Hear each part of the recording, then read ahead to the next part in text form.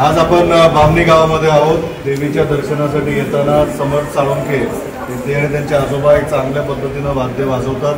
ते आपल्या सर्वांसाठी देवीचं वाद्य इथं वाजवून दाखवणार आहेत. सर्वांना देवीचे दर्शन घडवणार आहेत.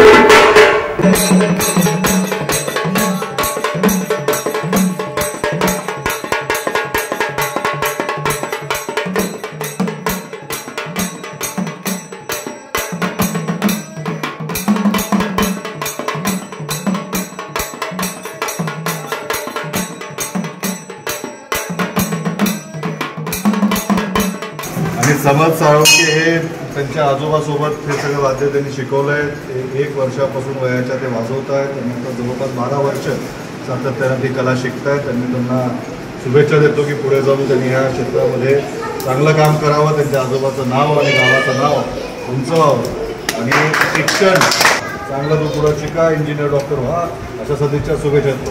आणि आज तुम्ही मला ऑटोग्राफ दिल्याबद्दल तुमचे आभार.